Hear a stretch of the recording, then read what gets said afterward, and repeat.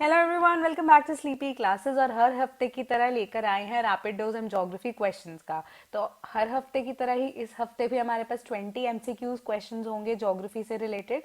तो बिना किसी देरी के करते हैं शुरुआत। तो 4 ऑप्शंस होंगे, उनके अकॉर्डिंगली मोस्ट अप्रोप्रिएट आपको जो लगेंगे आप वो मार्क करेंगे एंड सीरियसली मार्क करेंगे और सीरियस वे में आप एक टेस्ट देंगे और कमेंट करके बताएंगे कि आपके स्कोर्स कितने हैं।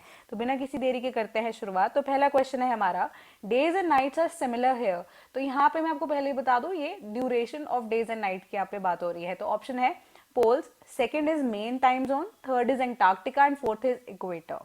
तो kindly mark your answers please.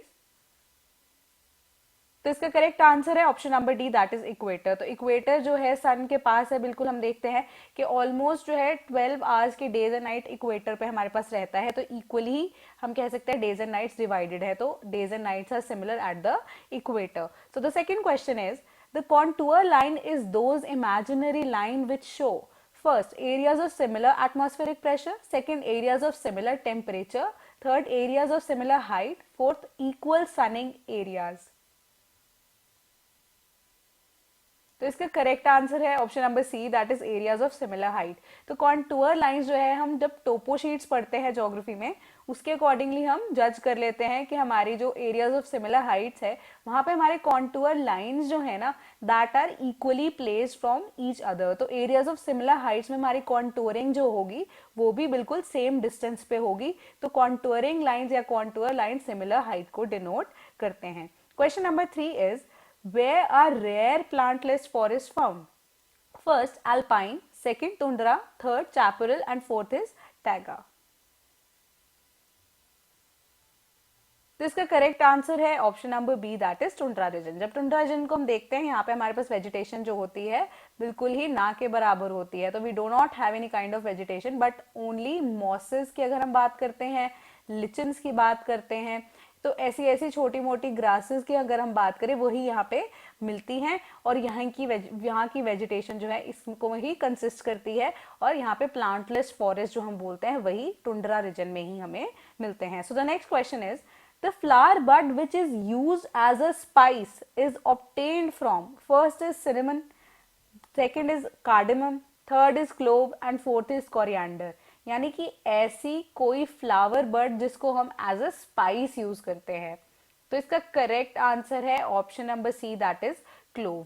ठीक है, जो क्लोव है वो एक तरह की फ्लावर की बड है जिसको हम एज अ स्पाइस यूज करते हैं। क्लोव को अगर हम बोले हिंदी में तो हम लौंग बोलते हैं। तो लौंग जो है उस एक तरह से हम कह सकते हैं फ्लावर बड है जिसको यूज करते हैं हम एक स्पाइस की तरह। So the next question is, the Mohorovicic या मोहा डिसकॉन्टिन्यूटी जिसे हम बोलते हैं वो किस किस को सेपरेट करती है?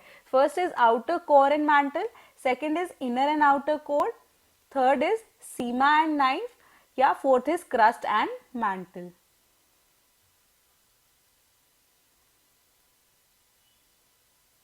तो इसका करेक्ट आंसर है option number D, that is crust and mantle. ठीक है, तो जब हम मोहो कॉन्टिन्यूटी की बात करते हैं, मोहो डिसकॉन्टिन्यूटी की सॉरी बात करते हैं, तो हमारी जो ये डिसकॉन्टिन्यूटी है ये लिथोस्फेयर का ही पार्ट है। और इसकी जो डेप्थ है 30 to 50 kilometre below the continents रहती है and 5 to 10 kilometre below the sea level in the ocean रहती है। So the next question is, what does the acid rain contain which destroys the plant? First is nitrate, second ozone, third carbon monoxide and fourth is sulfuric acid।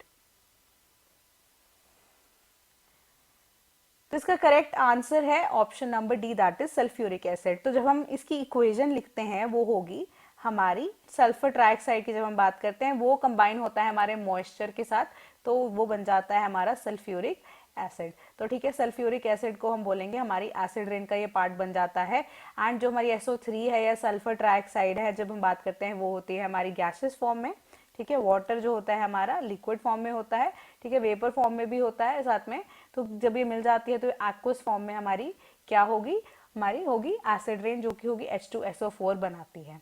So the next question is, equinox occurs when the sun is vertically above. First is Tropic of Cancer, second is Tropic of Capricorn, third is poles and fourth is equator।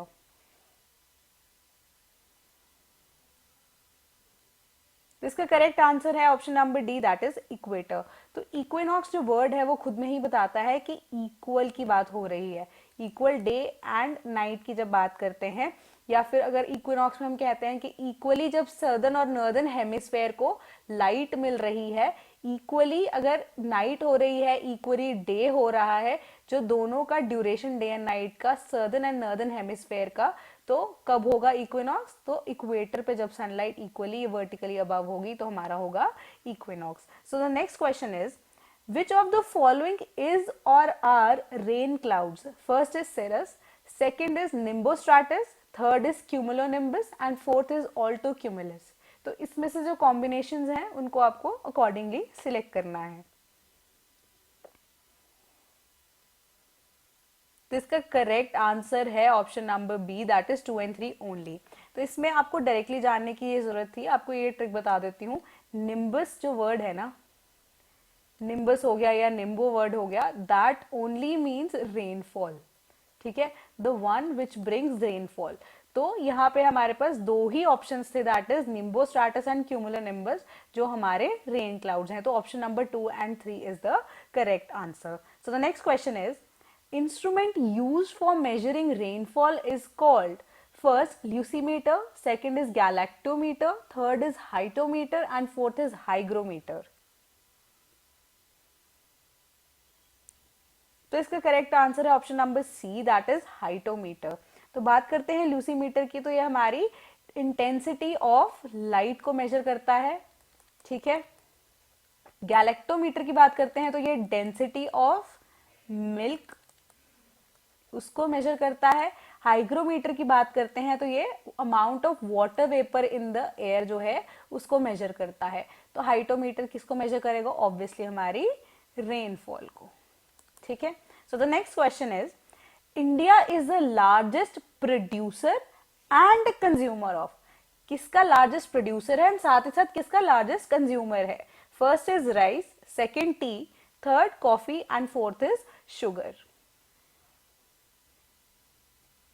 तो इसका correct answer है, but obvious, एक गर्म चाय की प्याली हो, that is option number B, that is tea, ठीक है। तो टी हमारे यहाँ पे हम देखते हैं कि असम एरिया में, दार्जिलिंग एरिया में, साउथ के कुछ कुछ स्टेट्स हैं वहां पे प्रोड्यूस होती है, साथ ही साथ कंज्यूम भी बहुत ज्यादा होती है, which makes it the most consumable beverage अगर हम इंडिया में बात करते हैं।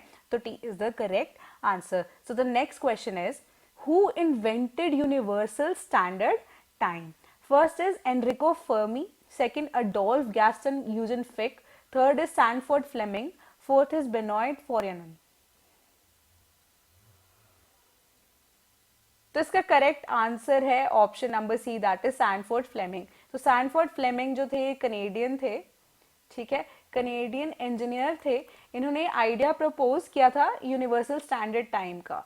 तो 1 जनवरी 1885 में 25 कंट्रीज ने अडॉप्ट कर लिया था इस आइडिया को, यूनिवर्सल स्टैंडर्ड टाइम का। तो फाइनली उसके बाद से धीरे धीरे इसको आइडियली हमने अडॉप्ट करना शुरू कर दिया। So the next question is the network of series of vertical and horizontal lines is known as first latitude, second grid system, third longitude and fourth is geographical coordinate system.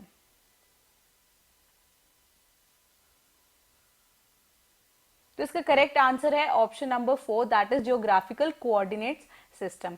तो जब हम grid को draw करते हैं, ठीक है, geographically अगर हम बात करें हमारे वर्टिकल एंड हॉरिजॉन्टल लाइंस को हम बोलते हैं ग्रिड सिस्टम, ठीक है। बट जो इसकी 3D इमेज हमें प्रोवाइड कर रहा है वो है हमारा ज्योग्राफिकल कोऑर्डिनेट सिस्टम, जिससे हमें एग्जैक्ट पोजिशनिंग का आइडिया हो जाएगा कि कौन सी जगह कहाँ पे है। तो लैटिट्यूड लॉन्गिट्यूड को हमने नंबर दे दिया, उस हिसाब से हमारे पास जो है 3D ग्लोब पे इमेज आ जाएगी, and that is geographical coordinate system. Next question is pulsar are first stars moving towards earth, second stars moving away from the earth, fourth third rapidly moving stars, fourth stars with high temperature। तो इसका correct answer है option number C, that is rapidly rotating stars. तो pulsars जो है हमारे neutron stars होते हैं, ठीक है। तो न्यूट्रॉन स्टार्स के साथ साथ इनकी मैग्नेटिक फील्ड जो है वो काफी ज्यादा हम कह सकते हैं स्ट्रॉन्ग रहती है, और रेडिएशन रेट काफी ज्यादा हाई रहती है। और इन मैग्नेटिक फील्ड्स को जब ये अर्थ की तरफ अगर फोकस करते हैं तभी हम नोटिस में कर सकते हैं, बहुत ही ज़्यादा स्ट्रांग रहती है। सिमिलरली हम कह सकते हैं कि बहुत तेज़ी से चलते हैं, तो इसीलिए इन्हें हम कहते हैं बिल्कुल Pulsar and rapidly moving stars. अब बहुत ही ज़्यादा पावरफुल बीम्स ऑफ लाइट, क्योंकि बहुत ज़्यादा तेज चलने वाले हैं तो एक्सेलरेटेड पार्टिकल्स होते हैं इसमें बहुत ज़्यादा, जिस वजह से पावरफुल बीम ऑफ लाइट जो है रिलीज होती है और ये बहुत ज़्यादा हम कह सकते हैं चमकते भी हैं। तो the next question is the older alluvial plain above the level of the flood plains is known as which of the following? First Terai, second Khadar, third is Bhangar and fourth is Bhabar. तो ऐसी कौन सी ओल्डर अलूवियल प्लेन है above the level of flood plains? तो इसका correct answer है option number C, that is Bhangar. ठीक है, तो इसे हम ओल्डर अलूवियल प्लेन भी बोलते हैं अगर इन सिंपल वर्ड्स में आपको बताऊं तो मैं। और साथ ही साथ क्या होता है कि ये इसके अंदर, क्योंकि with the duration of time जो है काफी ज्यादा हो जाती है इनफर्टाइल। ठीक है, इनफर्टाइल होने के साथ साथ यहाँ पे हम कह सकते हैं इसमें कंकर का कंटेंट बहुत ज्यादा रहता है, एंड साथ ही साथ हम देखते हैं यहाँ पे हमारे पास कैल्शियम कंटेंट भी इसमें काफी ज्यादा रहता है।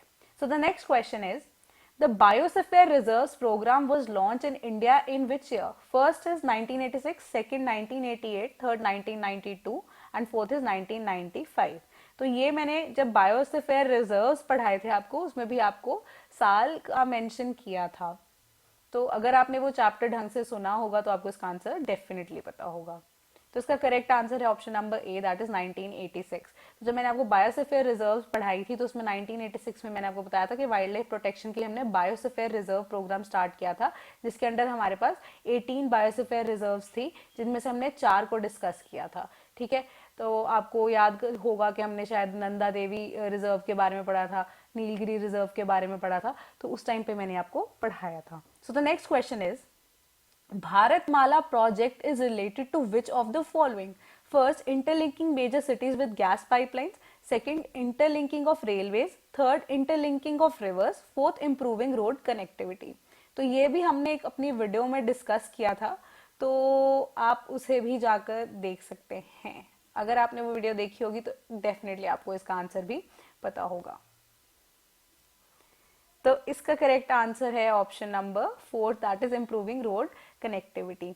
तो रोड कनेक्टिविटी की बात यहाँ पे हम देखते हैं बहुत ज़्यादा हो रही है। तो ये प्रोजेक्ट जो है इनिशियली हम देखते हैं 2017 में शुरू हुआ था, एंड ये न्यूज़ में इसलिए बहुत ज़्यादा है क्योंकि 2022 दिसंबर में इसका फर्स्ट फेज खत्म होना है, जिसके बाद क्या होगा, फर्स्ट फेज के बाद टोटल लेंथ ऑफ 34,800 किलोमीटर्स जो है वो हम रोड्स को आपस में कनेक्ट कर चुके होंगे by the end of first phase. ठीक है, जो कि होगा हमारा दिसंबर 2022 में।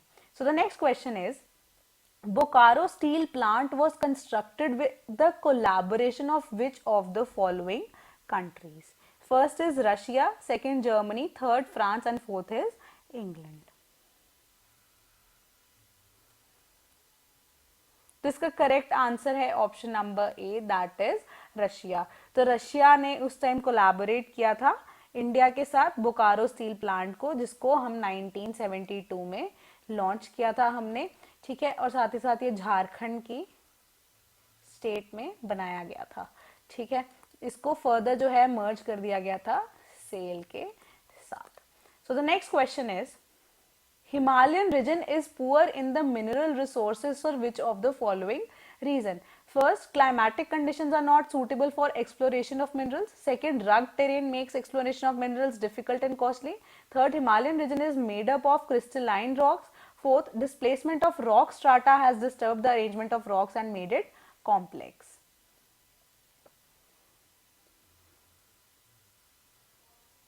तो इसका करेक्ट आंसर है option number D, that is displacement of rock strata has disturb the arrangement of rocks and made it complex. वो इसलिए क्योंकि हिमालयन रीजन में हमारे पास क्या है, रिवर्स बहुत सारी हैं। ठीक है, और उसी के अकॉर्डिंगली डिस्प्लेसमेंट काफी ज्यादा हुई है, क्योंकि हमारे पास हम कहते हैं सेडिमेंटेशन या सॉइल इरोजन बहुत ज्यादा है, जिस वजह से हमारी जो रॉक स्ट्राटा है वो काफी ज्यादा हो गया है डिस्टर्ब। और अरेंजमेंट ऑफ रॉक्स जो है फर्दर उसको कर देते हैं कॉम्प्लिकेट, क्योंकि जो रॉक्स हैं वो डिफरेंट डिफरेंट तरह के हैं एंड डिफरेंट इरोजन का हमारे बहुत सारे रह जाते हैं, स्ट्रक्चर्स बहुत ज्यादा उसी के अकॉर्डिंगली फॉर्म हो रहे हैं। तो डिस्प्लेसमेंट ऑफ रॉक स्ट्राटा ने क्या किया, डिस्टर्ब कर दिया हमारे मैनेजमेंट ऑफ रॉक्स को, जिस वजह से कॉम्प्लिकेट हो गई हैं चीजें और पुअर इन मिनरल रिसोर्सेज हो गए हमारी हिमालयन रीजन। So the next question is which port is known as Queen of Arabian Sea? First, Vizag port, second, Paradip port, third is Kochi port, and fourth is Mumbai port. तो इसका correct answer option number C, that is Kochi port. तो Kochi port जो है एक हमारा जो natural harbour है, ठीक है, नेचुरल पोर्ट है या नेचुरल हार्बर है, जिसे हम क्वीन ऑफ अरेबियन सी भी कहते हैं। सो द नेक्स्ट क्वेश्चन जो कि लास्ट क्वेश्चन है इस हफ्ते का वो है, zero milestone is located in which city of India? First Bhopal, second Nagpur, third Jabalpur and fourth is Indore. तो इसका करेक्ट आंसर है obviously option number B, that is Nagpur. तो इसे जीरो माइलस्टोन को जो है हमारे ब्रिटिशर्स ने इस्टेब्लिश किया था, ठीक है, और कहा था कि नागपुर ही एक ऐसी जगह रहेगी जहां से बाकी जगहों का डिस्टेंस हम गिनना शुरू करेंगे या जहां से बाकी जगहों का डिस्टेंस हम नापना शुरू करेंगे। बट साथ ही साथ नागपुर का एक और सिग्निफिकेंस ये भी है कि जो हमारे 4 मेट्रोपॉलिटन सिटीज अभी फिलहाल हैं, जैसे कि दिल्ली हो गया, मुंबई हो गया, चेन्नई हो गया और हमारा बंगाल हो गया, या अगर कोलकाता की बात करते हैं बंगाल में, तो ये चारों के ही ऑलमोस्ट इक्वी डिस्टेंट है, यानी कि सेंटर में नागपुर लाई करता है, इसलिए इसे जीरो माइलस्टोन का दर्जा दिया गया था। और जीरो माइलस्टोन के लिए हम कह सकते हैं सैंडस्टोन स्ट्रक्चर भी यहाँ पे बनाया गया है ब्रिटिशर्स के द्वारा। तो कमेंट करके जरूर बताइएगा कि कितने मार्क्स आए आपके इस बार, और इम्प्रूवमेंट का तो स्कोप हमेशा से ही रहता है। मिलेंगे नेक्स्ट वीक और सारे क्वेश्चंस के साथ। Till then thank you so much.